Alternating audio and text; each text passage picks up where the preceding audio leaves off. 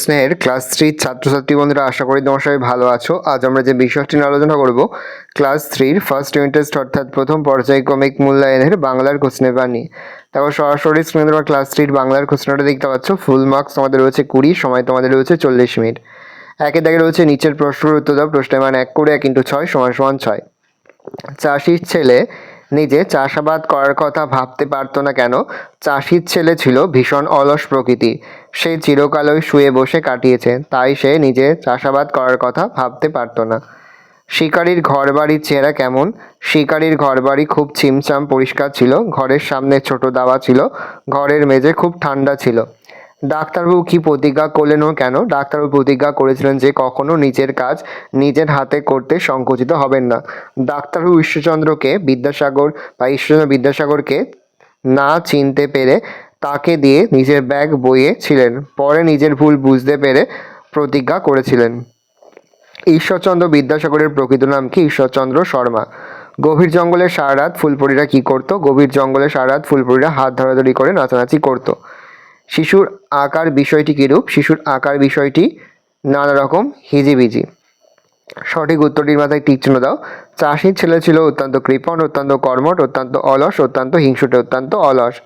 ডাক্তারবাবুর হাতে ছিল চশমা, ব্যাগ, বই, সুটকেস, ব্যাগ। ছেলের চোখ দুটো লোভে ঝকঝক ঝকমক চকচক করে ওঠে, চকচক।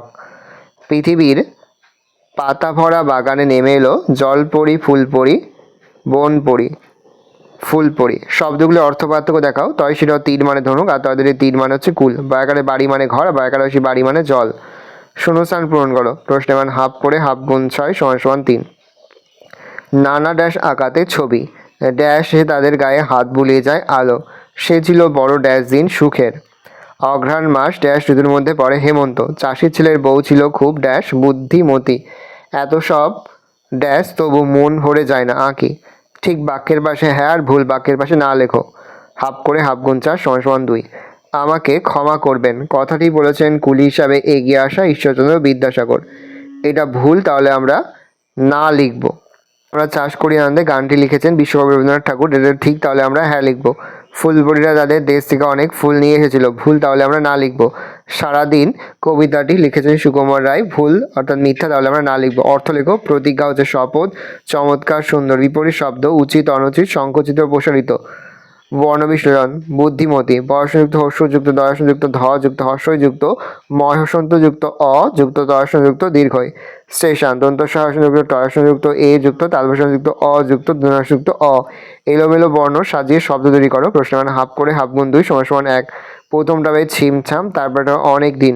বাক্য রচনা। বিরাট বিরাট আকারের একটি জাহাজ সমুদ্রের ওপর ভাসছিল। মৌমাছি মৌমাছি ফুলের মধু সংগ্রহ করে। ভালো করে দেখে নাও। এই রোজ টোটাল তোমাদের ফার্স্ট ইউনিট টেস্ট অর্থাৎ প্রথম পর্যায়ক্রমিক মূল্যায়নের ক্লাস 3 বাংলার প্রশ্নপত্র। ভালো করে প্রশ্নপত্র দেখে নাও। আশা করি ভিডিওটা ভালো লেগেছে। ভিডিওটা ভালো লাগলে ভিডিওকে লাইক করতে ভুলবে না। আমার নতুন হওয়া তাহলে যে সাবস্ক্রাইব প্রেস করে পাশে বেল আইকন প্রেস করে নতুন করে ভিডিও আপলোড করি সবার ফার্স্ট নোটিফিকেশন তোমরা পেয়ে যাও। আর এই ভিডিওটা আমার বন্ধু বান্ধবী আত্মীয় স্বজন সবার মধ্যে কিন্তু অনেক শেয়ার করে দেওয়া বছর ক্লাস 3-তে পড়ছে। আমরা কিন্তু ইতিমধ্যে ক্লাস 3 প্রতি বিষয়ের সিলেবাস নমুনা প্রশ্নপত্র কিন্তু আপলোড করে দিই এখনো পর্যন্ত। সেই ভিডিওগুলো না দেখে থাকো, ভিডিওগুলো কিন্তু তাড়াতাড়ি দেখে আশা করা যায় প্রতি বছর নয় এবছরও তোমরা কিন্তু আমাদের সাজেশন অংশ থেকেই সমস্ত প্রশ্নই কিন্তু কমন পেয়ে যাবে। সেহেতু ভালো করে তোমরা প্রশ্নপত্রটা দেখে নাও।